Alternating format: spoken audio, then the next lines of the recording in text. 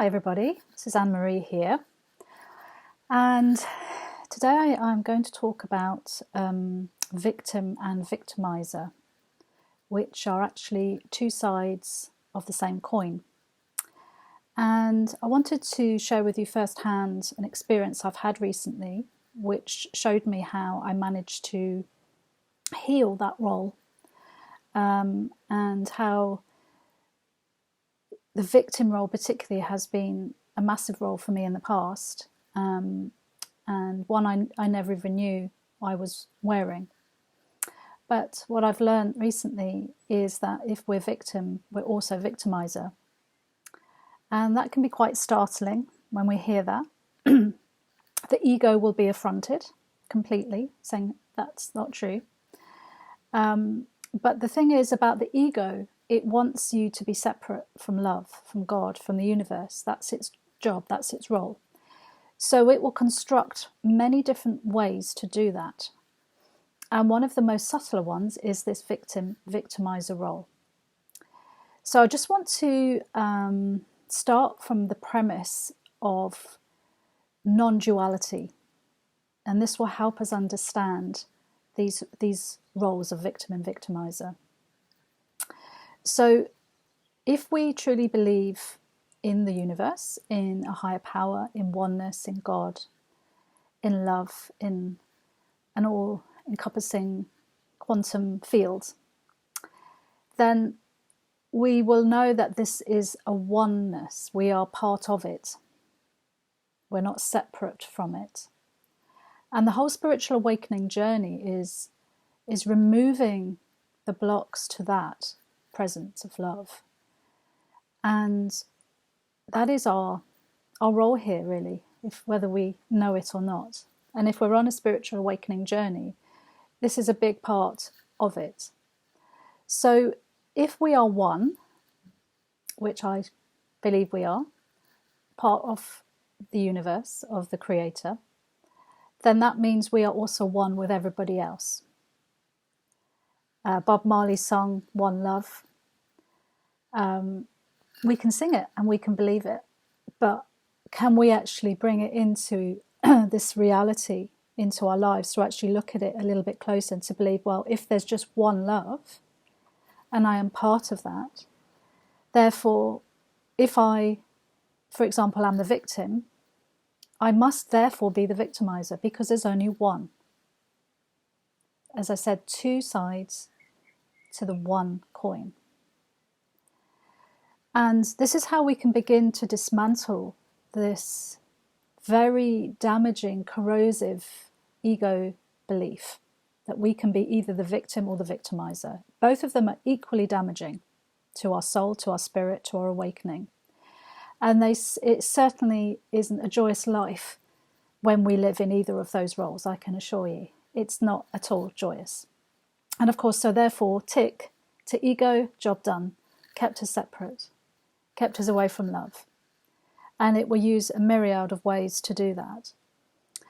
So one of the things that I've also seen with being a victim, and it's very subtle, but it's there. If you really want to be free of this role and come back to oneness, come back to peace and love, you have to really start to question your thinking and look at your beliefs in the mind around these roles, and how quickly we do a knee-jerk reaction to judging someone as a victim or victimizer, because we all do it. But it's as I say, it's usually in a split second before we even realise we've done it, and then we're off and we're in it. So therefore we've separated again. We become judge and jury. And what the ego does, as I say, as a victim, if we perceive ourselves as a victim, quite often what happens is we become superior without realising it. So therefore, I'm the one that you've done something to me, therefore you are wrong. And the ego then in reality is actually saying, well, I'm superior to you. I'm better than you. So if you really want to look at that, sit with that, because it's true. And again, the ego loves that, because it separates again. If I'm superior as the victim, you've done something wrong to me, you're the bad person. But let's come back to the oneness. We're either all one love or we're not. So therefore, the victimizer is one as well. And on both sides of those coins, the victim or the victimizer, we've just forgotten who we are. We've separated from the oneness, from the universe, from love, from God. So again, ego, job done. Two parts.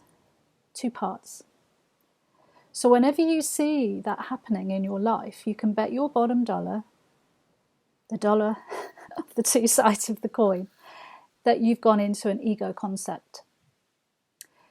And it can be very, very deeply ingrained, this one. It's a very, very big one, and it can be in so many areas of our lives.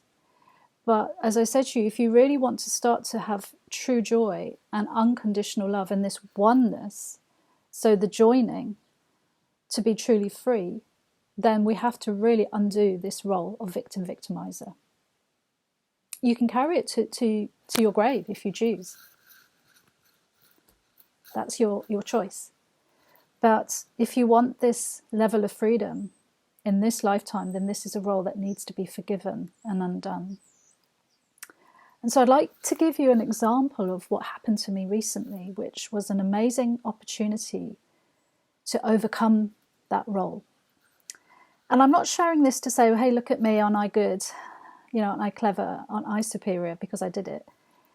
It's not that at all. It's to share how, if we choose, we can come back to peace. And I want a peaceful world.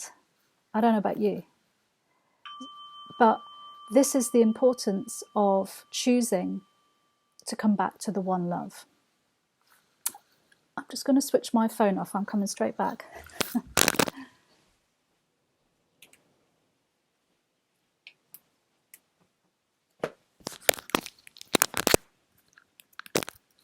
Thank you for your patience.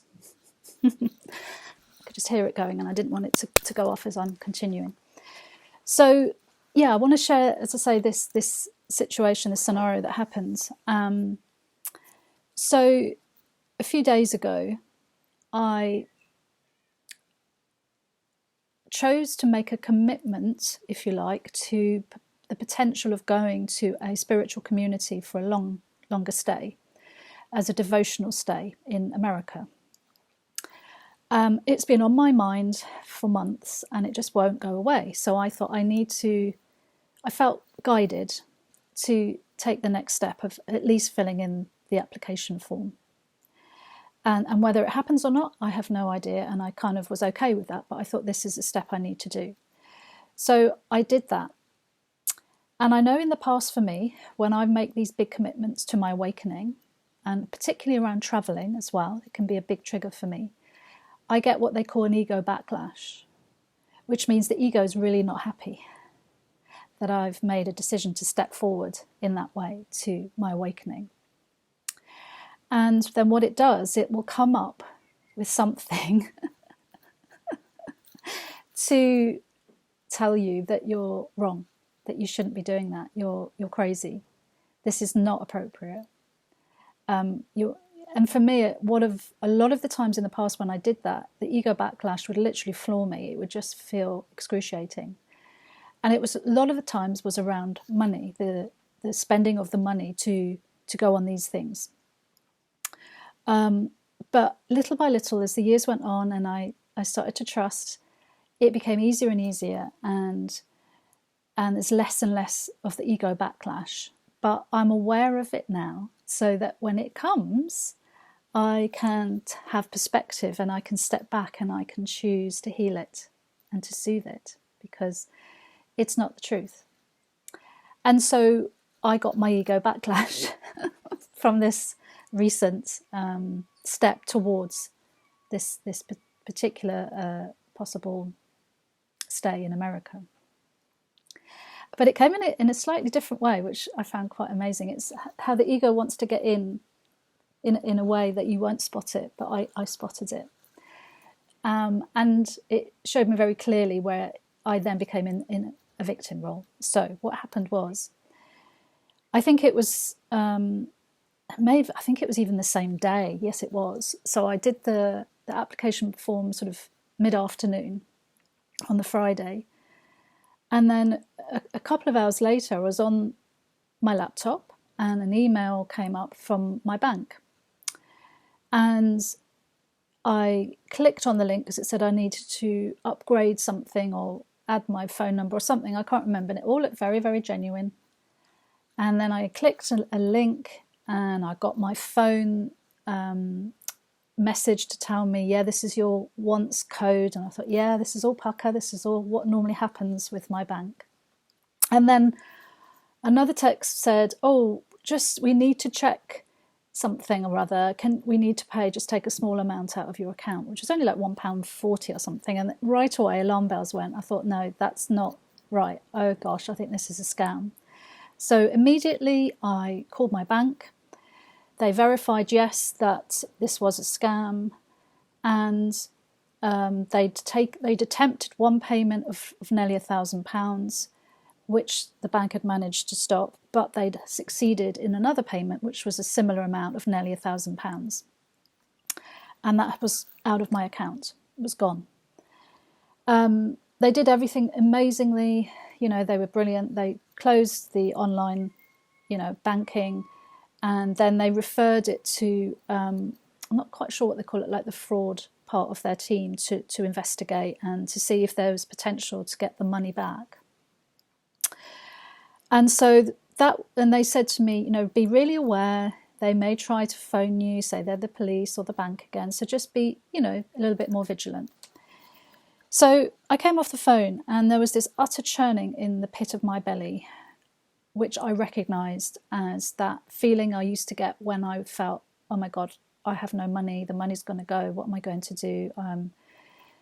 In that ego spin. And it was, I haven't felt this for a long time, but I recognised it. And I thought, whoa, okay, this is coming up for healing. Because it's this real churning and disbelief in being abundant and supported by the universe. So I very immediately then started to go in my mind. One of my favourite lessons of A Course in Miracles is I am sustained by the love of God.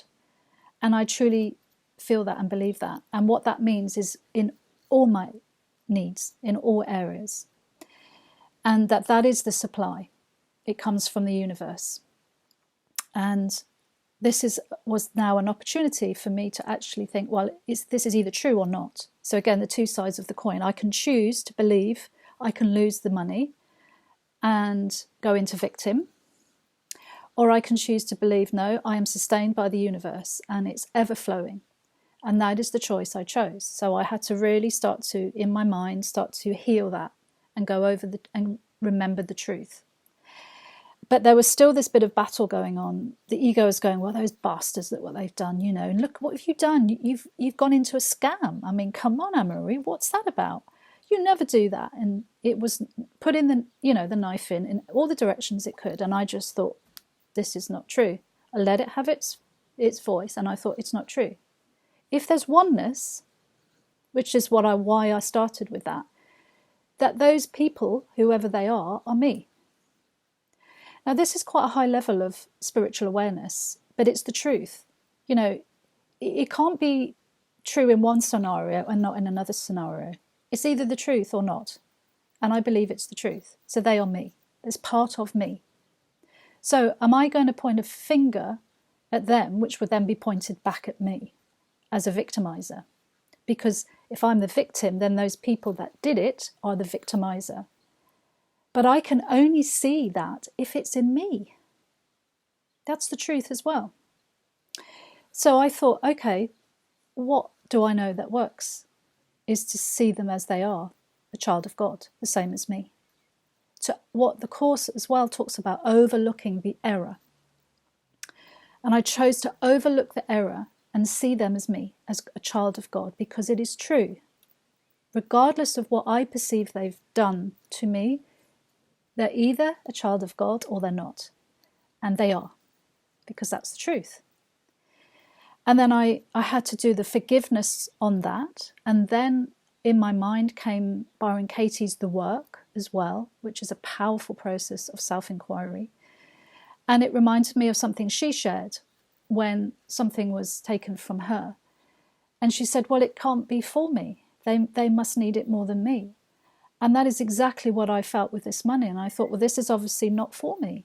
This is for them because they've got it and I haven't got it. So that must be the truth. And that wasn't poor me. That was the truth again. And choosing to come back to the truth and to peace. And so it helped me to kind of come back to my center. And then I decided just to give it all over to God. And I said, okay, God, I don't know the result of this. That's not my business. But I give it to you. I pray, if it's for my higher good, that the finances will come back and I will be reimbursed. If not, you will supply everything I need. And I truly wanted to share that prayer from my heart because that is how I want to live my life. I do not wish to be a victim of the world because it's not who I am. And I certainly do not want to be, the superior part of me pointing a finger at the victimizer. They're bad. Who do they think they are? I'm not doing it anymore. So I come back to me every single time and aligning back to love, to God. And so there I was, I did that process. It took a little while. And there was another part of me, the ego part of me, really wanted to share this and say, oh my God, look what's happened. Oh no, I feel so stupid. Oh my God, am I going to get that money back? But I got a really clear message to say, no, don't do that because you make it more real. Don't share this to anybody at this point. And I thought, okay, I'm not going to do that. So went on with the rest of my day, went to bed. I had an appointment in the morning, so I was kind of distracted with that. I got back home and there was a message from my bank. And even then I was a little bit suspicious. I was thinking, oh, is that really my bank? And again, I was watching that because what the Course in Miracles says, the ego goes from suspicious to vicious. So as soon as I noticed I was suspicious, I thought, okay, it's the ego again. It's the ego. Okay. So I checked the number that rang me with the number that they'd given me. And yes, it was the same number. I thought, great, it is my bank. So I rang them back, went through some security checks. And again, I was still a little bit, oh my God, is this really the bank? And it just showed me how quickly I went into this suspicious checking. Is it right? Is it right? Is it going to happen again? But I had to just breathe and trust. No, trust this, Anne-Marie, trust this. And so as I went through security checks, and then the lady went, oh, she said, Mrs. Marchant, she said, this is good news. You've been refunded the money. And I went, wow, thank you. I'm really blessed, aren't I? She said, yes, you are. She says, not all of our customers get that. A lot of our customers are losing millions of pounds. And so, yes, you are one of the lucky ones. And so I thanked her for her help. And, I truly felt grateful for the whole bank. They did an incredible job. And they did all of that within 24 hours.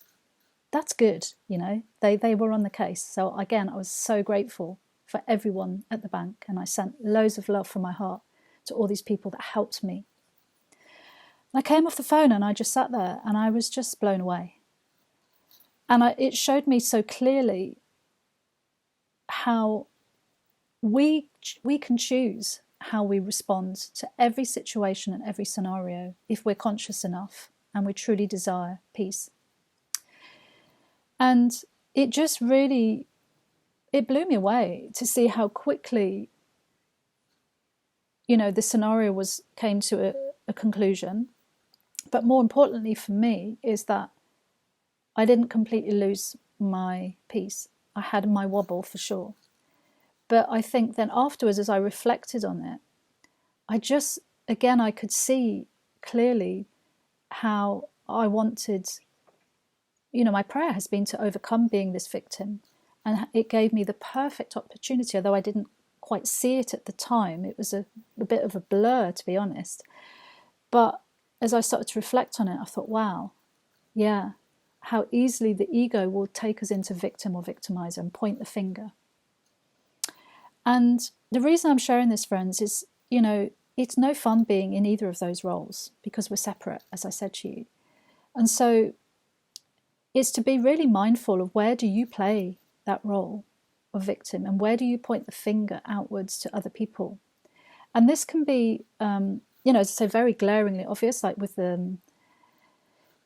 Trump, with everything to do with COVID. You know, we can point the finger saying the government aren't doing enough, or all of the myriad of things that people get lost in. It's just a waste of time and energy, really, because you separate again. You separate every single time. And it's the same with, you know, trying to save our planet. You know, yes, let's look after our planet. But, you know, as soon as we go into pointing a finger and blaming, again, we've separated. We've become victim and victimizer. It's the same in our relationships.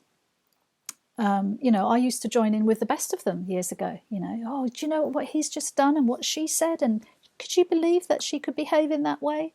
And, you know, we go into the drama, we play the role, and then oh no, I know, it's awful, isn't it? How could they do that? Oh my God, there's some unkind people. And oh, you know, and so we go on, and we're lost in this drama of victim and victimizer, and we join in it.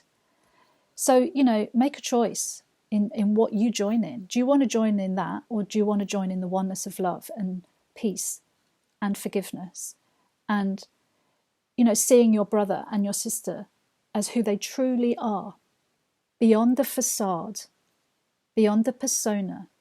You know, for people to do that, they're hurting inside. You don't behave like that unless you're hurting. And we know the term, you know, hurt people. And so we can blame them and point the finger, or we can share love and pray that they come to find who they truly are. Now that is powerful. And that is in alignment to God, because God only sees them as love. God isn't down there judging and pointing a finger, I can assure you, because love cannot do that. Love just loves. It just loves. So, yeah, it's rife, this victim-victimizer role. Even like women's rights, you know. I've never bought into any of that because it's never felt true for me. You know, we're all one, whether we're male or female. And if we see the men as the victimizer, or it's the same as war, isn't it? War is the same. There's two sides. And it's another ego construct to separate you. Everything like that separates is from ego. It's fear-based. And if you truly do some self-inquiry around your own beliefs around this, you will start to undo them and see that as true. And I can assure you the freedom from that is just divine, literally. And then that ripple effect goes out. And you have an energy where you can support people to see who they really are. And that when things come along, as they did for me, I can, you know, we can take responsibility for coming back to truth, for choosing again. And therefore these things can tend to just fall away like it did for me. It came and it went. But it was a beautiful reminder to show me how I'd still had that lack. You know, as soon as I'd made the step towards, you know, filling in the application form, the ego thought, oh yeah, but all that money you're going to spend, oh my God, and where's that going to come from again? When it's gone, it's gone. So that's the role that I'm undoing. And it's like, no, it comes from the universe. So I either trust the universe or I don't. And so it was great for me. I'm so grateful for that opportunity to see where I went into the role. And as these things happen, yes, they can feel difficult to see when we're really in them. I can, you know, I've been there, honestly, you know, and it feels like everything is against us. Or for me, it was like, well, I'm a good person. I'm trying really hard to be kind and to be all of this. But again, I was in victim role. And it really isn't a barrel of laughs when we're in that role.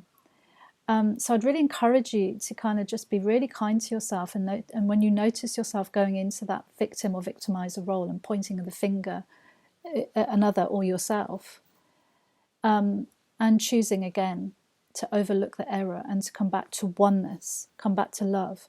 And if the situation is so difficult that it just seems unsurmountable and you just cannot, you have to then pray for guidance and healing from your higher power, from spirit, from the universe, because it will support you if you ask.